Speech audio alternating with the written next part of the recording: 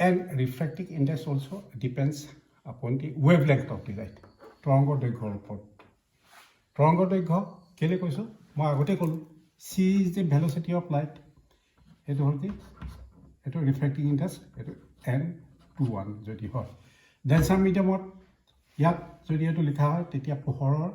ইয়াত পোহৰৰ স্পীডটো কমি যাব এইটো n2 মিডিয়ামত এইটো হ'ব n2 মিডিয়ামত এইটো আৰু এইটো যদি পাতল হয় পাতল মাধ্যমৰ এই পাতল মাধ্যমৰ পৰা এইটো পাতল মাধ্যমত পোহৰৰ বেগটো বেছি হয় এইটো পোহৰৰ বেগটো কমি যায় এইটো হ'ল কি ইয়াৰ কেৰেক্টাৰিষ্টিক এতিয়া যেহেতু আমি কৈছোঁ দুটা আমি ৰাখি পাইছিলোঁ এটা হ'ল কি অপটিকেলি ডেন্সাৰ আলোকীয় ঘনত্ব মাধ্যমটো ভাল নকা আলোকীয় ঘনত্ব মাধ্যমটো এনে এটা মাধ্যম যাৰ মাজেদি পোহৰ গ'লে পোহৰৰ বেগৰ পৰিমাণটো কমি যায় স্লো যাব optically denser medium is a medium right on optically denser medium is a medium where the speed of light slows down কমি যায় সিহঁতৰ বেগৰ পৰিমাণটো কমি যায় ইয়াত আৰু এটা আছে এইটো হ'ল কি অপটিকেলি ডেন্সাৰ আৰু এইটো হ'ল কি মাছ ডেন্সিটি ভৰ ঘনত্ব মাছ ডেন্সিটি ভৰ ঘনত্ব কেতিয়াবা দেখা যায় mass density ভৰ ঘনত্ব of a optically denser mass density of optically denser media is less than the optically rare media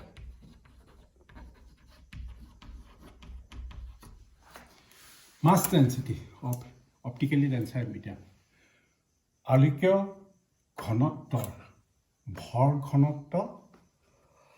আলোকীয়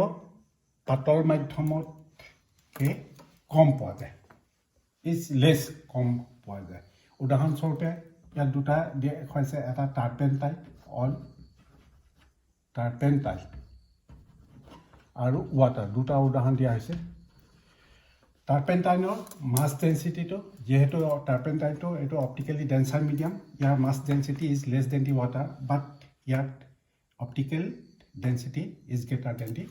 water ভাল নহয় mass density of turpentine is less than that of the water এইটো হ'ল কি optical density আৰু মাছ density এইটো হ'ল কি পাৰ্থক্য এতিয়া নেক্সট আমি আৰু এটা বস্তু থাকি গৈছে যিহেতু দ্বিতীয় এইটো ডায়গ্ৰাম পিঅ' হয়তো এইটো আপতিত ৰশ্মি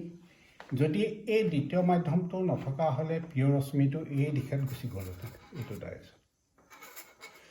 দ্বিতীয় মাধ্যমটো অহাৰ কাৰণে এইটো প্ৰতিসৰণ হৈছে প্ৰতিসৰণৰ পিছত প্ৰতিফলিত ৰশ্মি এইটো নিৰ্গত ৰশ্মি এই দুটা this is the PO' is the ray of incident initial direction had there been no denser medium that মাধ্যমটো had there been no denser medium that মাধ্যমটো নথকা হ'লে the ray PO would have been passed in the direction r dash s dash PO ৰশ্মিটো r dash s dash দিশত গুচি গ'ল straight line there would be no change of direction কিন্তু যেহেতু মাধ্যমটো আছে as there is the medium the emergent ray RS the ray will pass along the direction of RS so there is a shift of direction between the two ray এটা হ'ল কি RS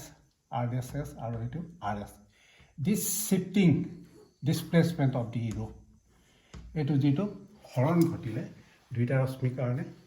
এইটো lateral lateral shift partial বিচ্যুতি ইয়াত partial বিচ্যুতি it is known as the lateral shift ইয়াত lateral shift হল কি AB is the lateral shift it is known as the lateral shift next এতিয়া আমি যেটো আমি এটো কৈছো that n21 is equal to বা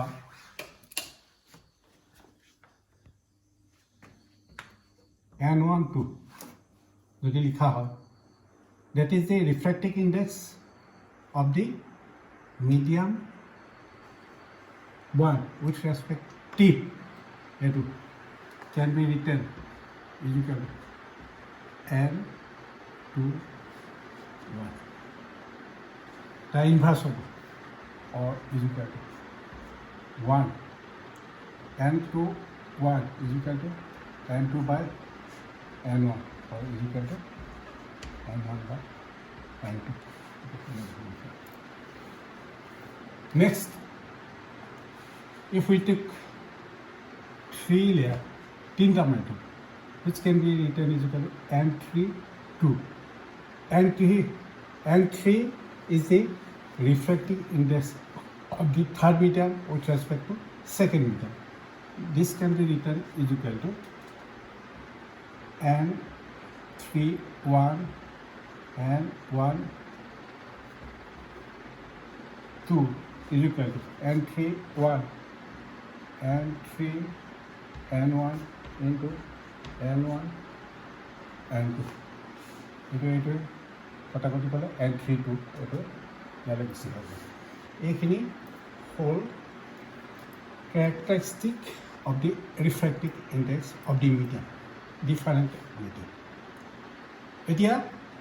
আমি আগতে কৈছো পাতল মাধ্যমৰ পৰা ডাঠ মাধ্যমলৈ পোহৰ গতি কৰিলে তেতিয়া হলকে প্ৰতিফলিত ৰশ্মি হ'ব অবিলম্বৰ ফালে চাপি আহিব আৰু যদি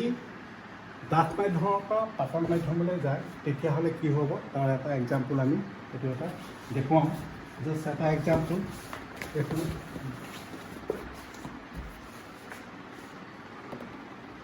এইখিনি পানী ইয়াত এটা অবজেক্ট আছে এইটো অবজেক্ট এইটো ডাঠ মাধ্যম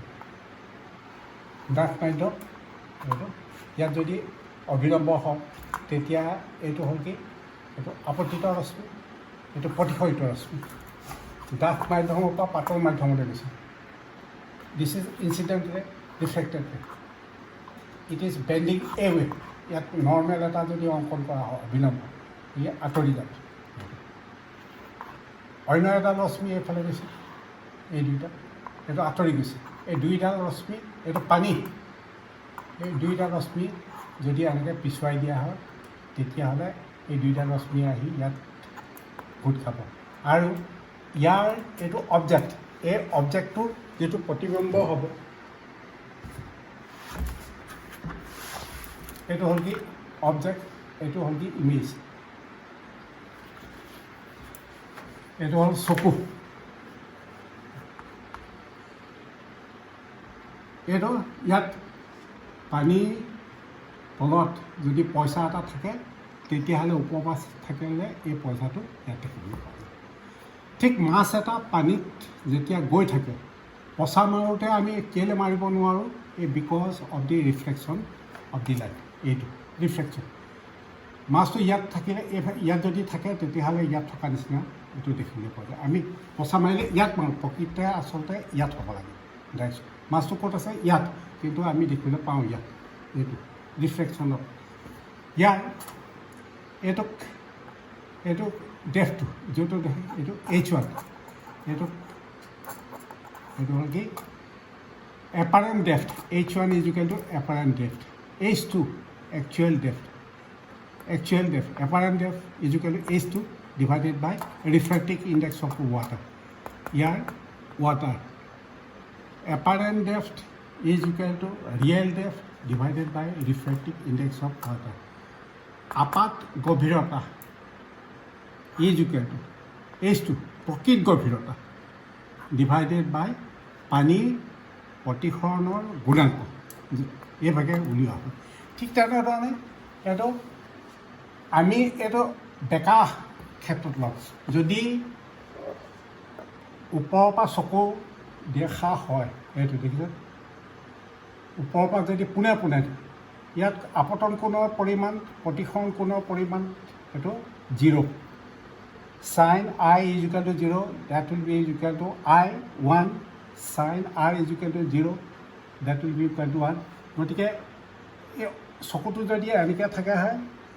এই একেটা দিশতে এইফালে গুচি যাব ইয়াত কোনো ধৰণৰ পোহৰৰ কি নঘটে সিহঁতৰ পৰিৱৰ্তন